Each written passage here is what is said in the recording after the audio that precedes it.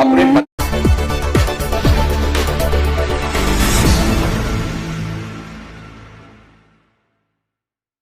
उसका समर्पण भाव देखिए।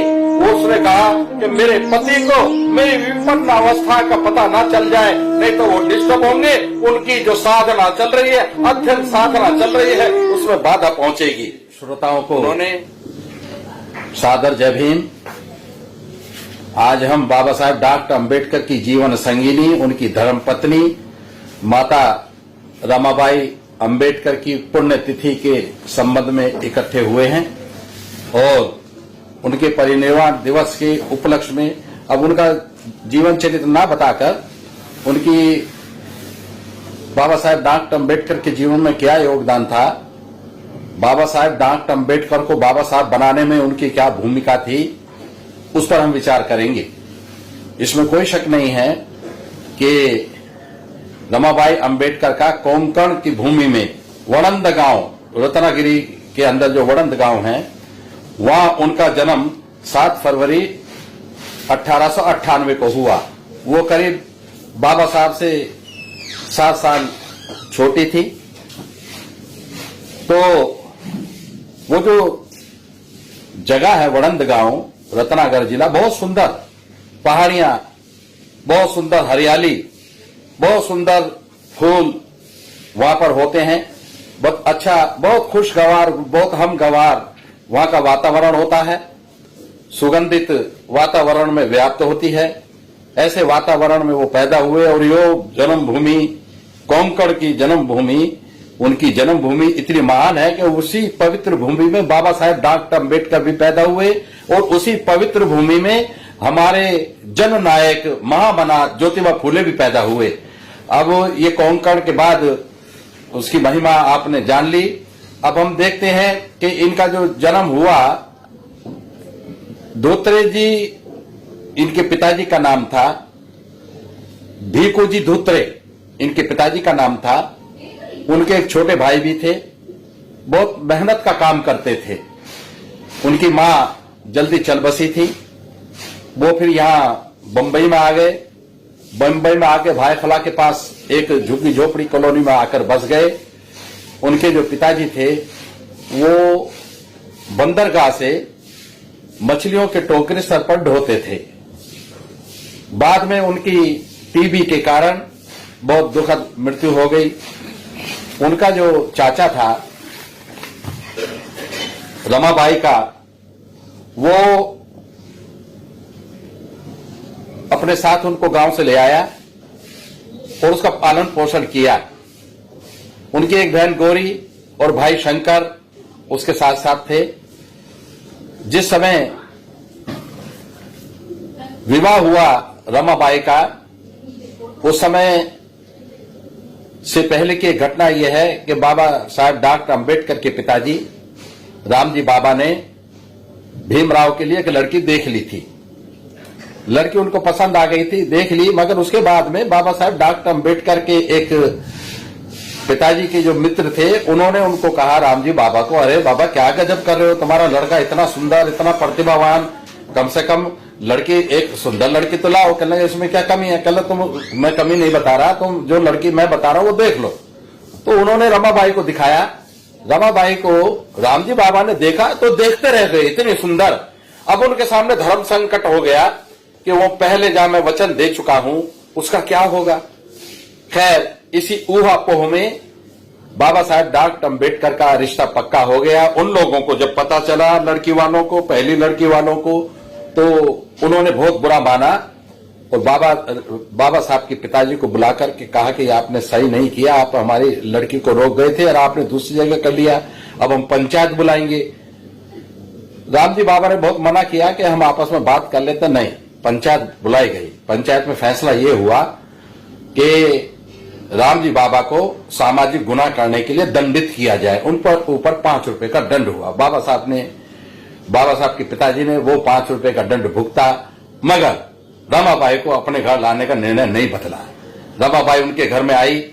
बाबा साहब तो पढ़ रहे थे, बड़े होनहार थे, अपने समाज में जो तालीम वो ले रहे थे, ऐसी तालीम उनके समाज में अब तक कोई ले ना पाया था। मैट्रिक में थे। रमाबाई बिल्कुल निरक्षर भट्ट थी। मगर इस जोड़ी में इस विवाह होते समय आज बहुत सारे लोग कह देते हैं कि बाबा साहब को कोई पढ़ी लिखी लड़की नहीं मिली। कारण यह था कि उस समय लड़कियों को पढ़ाते ही नहीं थे। पढ़ी लिखी लड़की हमारे की तो छोड़ो, जनरल लोगों में भी पढ़ी लिखी लड़कियां उस समय में नहीं होती थी। इसलिए एक उस समय की ये रीत थी कि लड़का चाहे कितना भी काबिल हो मगर लड़की उसको निरक्षर मिलती थी। ये रमा के साथ हुआ। मगर एक बात माननी पड़ेगी, जो स्त्री का धन होता है वो चरित्र धन होता है। उसका समर्पण भाव उसकी सबसे बड़ी दौलत होती है। वो अपने पति की बनकर रही, सारी मृत्यु के अंतिम समय तक वो बाबा साहब की होकर रही। और बाबा साहब भी चाहे दुनिया में कहीं भी गए, उन्होंने अपनी रमाई का साथ या उनके साथ में दगाबाजी करने का कभी कोई काम किया नहीं। ऐसा उन्होंने कई जगह लिखा भी है। तो साथियों, जब रमाई अपने घर आई थी तो उनके घर में माताजी जो थी भीमाबाई, उनकी तो डेथ हो चुकी थी। मगर रामजी बाबा थे, उनकी जो एक उन्होंने एक दूसरी शादी कर ली थी जीजाबाई से, वो भी थी। आनंद राव थे, आनंद राव की जो पत्नी थी लक्ष्मीबाई वो थी।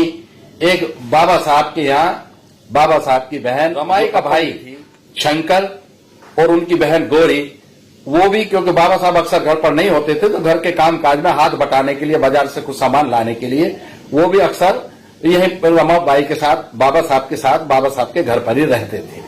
उन्होंने बड़े कष्टों से बाबा साहेब डॉक्टर अम्बेडकर को विद्याध्ययन करने दिया। वो चाहती तो बाबा साहेब डॉक्टर अम्बेडकर के रास्ते में अड़कर खड़ी हो जाती और कहती, नहीं, मैं तुम्हें नहीं जाने दूंगी समाज कल्याण के काम के लिए, पहले तुम स्वयं का कल्याण करो, बाद में समाज कल्याण करना। मगर उस महिला ने ऐसा नहीं किया। उसने कहा, सबके भले में हमारा भला, जो सबके साथ होगा वही हमारे साथ होगा।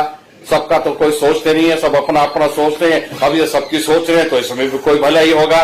बाबा साहेब डॉक्टर अम्बेडकर ने देखा कि घर में बहुत पैसे का अभाव रहता है। उन्हें एक बार नौकरी लगी प्रोफेसर की, अच्छी तनख्वाह मिली, तो घर में उन्होंने 50 रुपए देने शुरू किए। वो 50 रुपए का हिसाब कैसे रखती थी, उसका मैनेजमेंट देखो आप, उनका आर्थिक व्यवस्था घर की कैसे चलाती थी रमाबाई। वो सीखने वाली बात है। कम पढ़े लिखे होते हुए भी वो 50 रुपए में से 1.5 रुपए 30 जगह रख देती थी 30 दिन के लिए। और उनकी पुड़िया बना लेती थी, 30 पुड़िया बना ली और 5 रुपए का रिजर्व फंड अलग से रखती थी। वो किस लिए? तो कोई इमरजेंसी आ जाएगी तो हम इस 5 रुपए का इस्तेमाल करेंगे। वो बात अलग है कि वो रमाबाई गांठ की इतनी पक्की थी कि उसने कभी उस 5 रुपए के रिजर्व फंड को कभी छेड़ा नहीं। और वो 1.5 रुपए में से भी पैसे 2 पैसे बचा लेती थी। ये इनको घर को चलाने का उनका कौशल था, उनकी कला थी। तो बाबा साहेब डॉक्टर अम्बेडकर को एक उलाना मिलता था घर से, उनकी भाभी भी देती थी, बहन भी देती थी और प्रोफेसर रमाबाई भी कह देती थी। क्या कह देती थी? अरे साहब, तुम घर के काम में कोई रुचि नहीं लेते हो। बाबा साहब को इस बात का क्या जवाब देना था, मगर ये बात बाबा साहब के दिमाग में रहती थी। एक बार बाबा साहब गए बाजार, रास्ते में मंडी पड़ी, काय की मंडी, सब्जी मंडी। तो उनके मन में आया, जेब में पैसे थे, उन्होंने बैंगन भी खरीदे, आलू भी खरीदे, टमाटर भी खरीदे, ये भी खरीदा, वो भी खरीदा और उनके कुर्ते की झोली भर गई। अब वो झोली भर के अपने घर आए तो देखते रमाबाई की हंसी छूट गई। चले ये क्या पूरी मंडी उठा लाए। अंदर गए रसोई में, उनकी भाभी हंसने लगी, उनकी बहन हंसने लगी। उनकी बहन बोली, अरे भीमराव बाबा, तुमने ये क्या किया? तुम सारी मंडी खरीद लाए, तुमको पता नहीं ये सब्जी 2 दिन में खराब हो जाएगी और हम 2 दिन में इसको सारी को पका के खा नहीं पाएंगे, ये सब हमारा पैसा बेकार जाएगा। बाबा साहेब डॉक्टर अम्बेडकर क्या कहते, वो भावनावश इस चीज को भूल गए थे कि सब्जी की उम्र कम होती है। खैर, जैसे भी है, हंसी खुशी माहौल बीत गया। एक बात हम और देखते हैं कि जब बाबा साहेब डॉक्टर अम्बेडकर दिन और जाग कर इंग्लैंड में और अमेरिका में पढ़ रहे थे और हमारी रमाबाई यहां बंबई में रहते हुए दिन और रात इसी चिंता में रहती थी कि मुझे किसी के आगे हाथ ना फैलाना पड़े। स्वाभिमान की पराकाष्ठा का नाम माता रमाबाई, पूज्य माता रमाबाई। अरे साहब अपने पति के प्रति उसका समर्पण भाव देखिए। उसने कहा कि मेरे पति को मेरी विपन्न अवस्था का पता ना चल जाए, नहीं तो वो डिस्टर्ब होंगे, उनकी जो साधना चल रही है, अध्ययन साधना चल रही है, उसमें बाधा पहुंचेगी। उन्होंने उपले थापने, उनको इकट्ठा करना, बाजार में लाके बेचना, कुछ अपने घर में भी इस्तेमाल करना। कई बार उनके बच्चे, सारे बच्चे मर गए, 4 बच्चे मर गए। एक बच्चा जो सबसे बड़ा था, यशवंतराव, वो बच्चा था, उसे भी पैरों में पोलियो रहता था, बड़ी विकट स्थिति, मगर वो पोलियो में भी पैदल चल लेता था और रमाबाई के साथ वो अपने मोहल्ले के बाहर जाके जंगल में लकड़ियां चुप कर लाते थे। उस लकड़ी से अपना घर का ईंधन का काम भी चलाते थे, बच गई लकड़ियों को बेच भी देते थे ताकि घर में काम चले। जब बाबा साहेब डॉक्टर अम्बेडकर ने शादी करके लाए थे, तो थोड़े दिन के बाद ही जब उनको पता चला कि रमाबाई जब उपले वगैरह पात के लाती है, लकड़ियां बीन के लाती है, तो उसकी सहेलियां, उसकी पड़ोसन उसको उल्हाना देती हैं। ये देखो कितने बड़े साहब की बीवी, ये देखो कितने बड़े साहब की बाई बाजार से जो सामान कैसे सिर पे रख रख के लाती है, उपले रख कर ला रही है, लकड़ी रख कर ला रही है। मगर उसने रमाबाई अम्बेडकर का धैर्य देखो, उसने कभी किसी को पलटकर वार नहीं किया। वो समझ रही थी कि हम इतिहास बना रहे हैं और इस इतिहास बनाने में हम किसी से उलझेंगे नहीं। उन्होंने कभी किसी को उलाड़ा नहीं दिया, कभी किसी बात का पलट करके जवाब नहीं दिया, मगर अपनी साधना में लगी रही।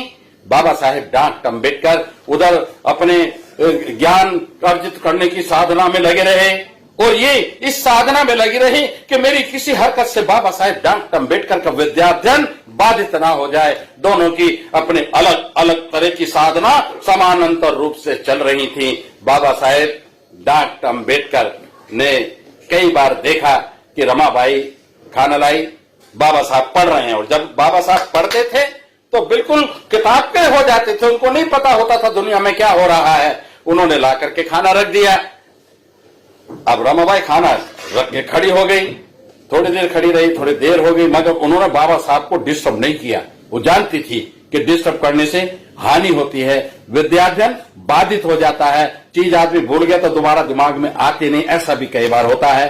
तो ऐसा अक्सर होता था। मगर एक बार क्या हुआ कि रमाबाई अम्बेडकर आई, खाना लेकर आई, खाना रख दिया, बाबा साहब विद्याध्ययन में लगे हैं। वो नीचे बैठकर, क्योंकि बाबा साहब की पिंडलियों में जो दर्द है वो जवानी के समय से ही रहता था, वो बाबा साहब की पिंडलियां दबाने लगी। बाबा साहब को कुछ पता ही नहीं, और जब देखा वो थक गई है पिंडली दबा दबा के, तो उन्होंने बाबा साहब के घुटने पर सर रखा और सो गई। उनको नींद भी आ गई।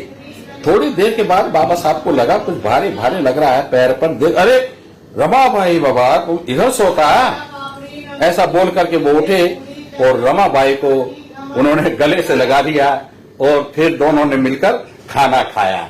तो ये बाबा साहेब डॉक्टर अम्बेडकर की कुछ चुनिंदा यादें ऐसी हैं जो न केवल रमाबाई अम्बेडकर को इतिहास में सम्मानजनक स्थान प्रदान करती हैं, अपितु बाबा साहेब डॉक्टर अम्बेडकर को भी एक आदर्श पति के रूप में प्रस्तुत करती हैं। कभी भी बाबा साहेब डॉक्टर अम्बेडकर ने अपनी पत्नी को इस चीज का उल्हाना नहीं दिया कि मैं बहुत पढ़ा लिखा और तू अनपढ़, और महान है वो रमाबाई अम्बेडकर, उसे भी कभी इस चीज का अपराध बोध नहीं हुआ, इस चीज की गलानी नहीं हुई कि तेरा पति दुनिया का सबसे श्रेष्ठ विद्वान है और उसके सामने तो तू कुछ भी नहीं है। ऐसा भाव भी उनके दिमाग में नहीं आया। ये बहुत बड़ी साधना है। साथियों, बाबा साहब की जब शादी होकर आई थी तो वो अक्सर अपने बिस्तर पर बैठकर रमाबाई को अक्षर ज्ञान कराने का प्रयास करते थे।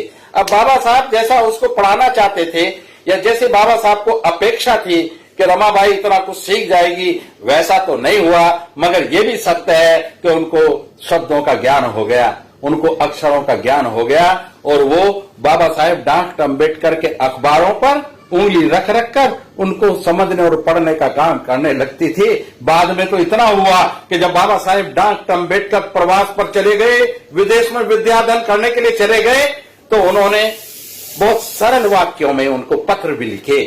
बहुत छोटे सरल वाक्यों में अपनी पीड़ाएं व्यक्त की, वो पीड़ाएं व्यक्त की जिससे उनकी विद्याध्ययन की साधना भंग ना हो। उनको ना चाहते हुए भी ये बताना पड़ा कि उनका एक बेटा रमेश गुजर गया था, उसके बारे में उनको बताना पड़ा था ये बाबा साहेब डॉक्टर अंबेडकर का जो पत्राचार है अब वो जग जाहिर हो चुका है, सबके सामने है। हमने भी छापा है। हमने माता जी की पहले किताब ये छापी थी। इस किताब ने गाजियाबाद के धम्म दीक्षा संस्था और अब जो हमारी भीम ज्ञान चर्चा जो संगठन है उसके माध्यम से इस किताब का बहुत प्रसार हुआ है, बहुत प्रसार हुआ है, बहुत लोकप्रिय पुस्तक हो गई है। उसके बाद इसमें कुछ जानकारियां पिछड़ी हुई थी। समय के साथ जब हम हमको उनका ज्ञान हुआ तो हमने न केवल इस संस्करण में उन जानकारियों को शुद्ध कर दिया है, अपितु एक नई किताब 50 चित्रों सहित 50 अध्याय सहित ये छापी है। एक तरफ अध्याय है, एक तरफ उससे संबंधित चित्र है। इसमें हमें पुरानी किताब में लिखा था कि बाबा साहब उसको लेकर के पंढरपुर गए थे। ये जानकारी भ्रमित करने वाली है। अभी भी बहुत सारे लोग इस बात को मानते हैं, जबकि हमें जो प्रामाणिक विद्वान हैं बंबई में, विशेषकर हमारे भाई जैसे प्रकांड अम्बेडकरी विद्वान विजय सुरवाड़े जी, उनसे पता चला कि नहीं, उन्होंने माता ने पुराने संस्कारों से प्रभावित होने के कारण बाबा साहब से पंढरपुर जाने की निवेदन तो किया था, पर बाबा साहब ने यह कहकर उस निवेदन की अनदेखी कर दी थी। अरे रमाई, क्या लोगे तुम वहां जाकर, अपन का उधर अपमान होगा और अपमानित जीवन अपन जीना चाहते नहीं है। आप यहीं रहिए और स्वास्थ्य लाभ कीजिए, आपको कुछ होने वाला नहीं है। मगर याद रखना, एक समय ऐसा आएगा कि हम लोग अपने तीर्थ स्थान बनाएंगे। क्या गजब की बात कही बाबा साहेब डॉक्टर अम्बेडकर ने। कितने बड़े युग दृष्टा थे, अपनी पत्नी को आने वाले समय का दर्शन करा रहे थे। कौन नहीं जानता कि आज जो उनकी धम्म दीक्षा की स्मृति में दीक्षा भूमि बनी है, वो दुनिया का सबसे ऊंचा टॉम्ब है, दुनिया का सबसे ऊंचा टॉम्ब है। उनकी याद में जो चैत्य भूमि मुंबई पर बनी है, महोपासिका मीराताई अंबेडकर के नेतृत्व में जिसका प्रबंध चलता है, कौन नहीं जानता कि वहां पर 6 दिसंबर को बाबा साहेब डॉक्टर अम्बेडकर के परिनिर्वाण दिवस पर 20 लाख लोग इकट्ठे होते हैं। कौन नहीं जानता बाबा साहेब डॉक्टर अम्बेडकर का मार्च का सत्याग्रह का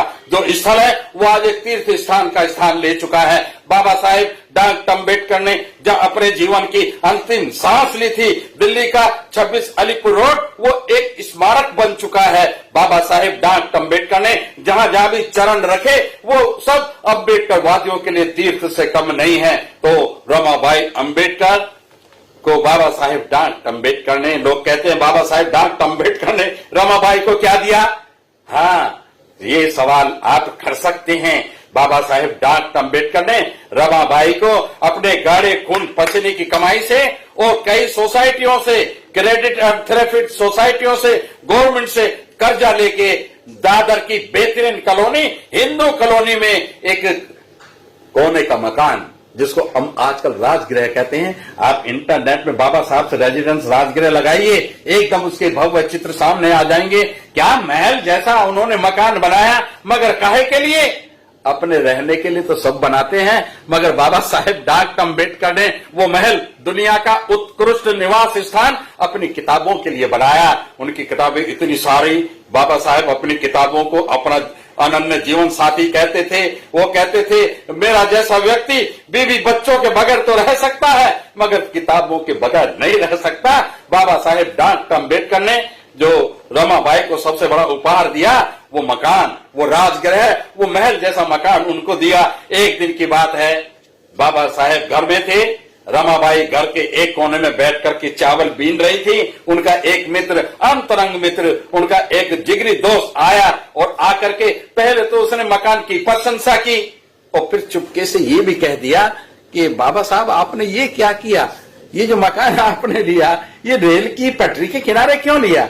इधर ये दादर रेलवे स्टेशन है, इधर ये रेल की पटरी है, रेल की पटरी के इधर ये छोटी सी सड़क है, आपका मकान है। अरे बाबा, जब वो ट्रेन का सायरन बजेगा, उसका हॉर्न बजेगा तो आपको डिस्टर्ब नहीं होगा।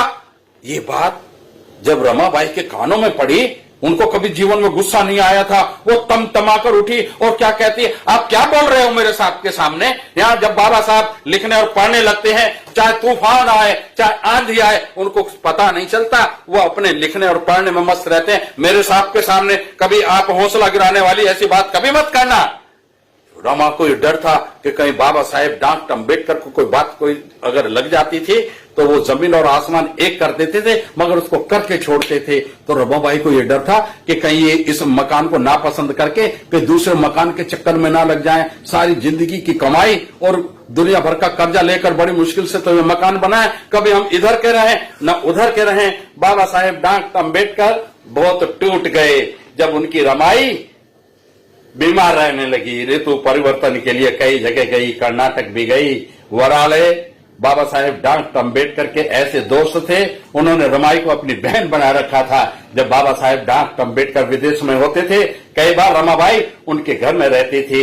एक बार स्वास्थ्य लाभ के लिए भी उनके घर गई थी, मगर स्थिति संभली नहीं, स्थिति बिगड़ती गई, बद से बदतर होती गई। बाबा साहेब डॉक्टर अम्बेडकर इलाज कर करके हार गए।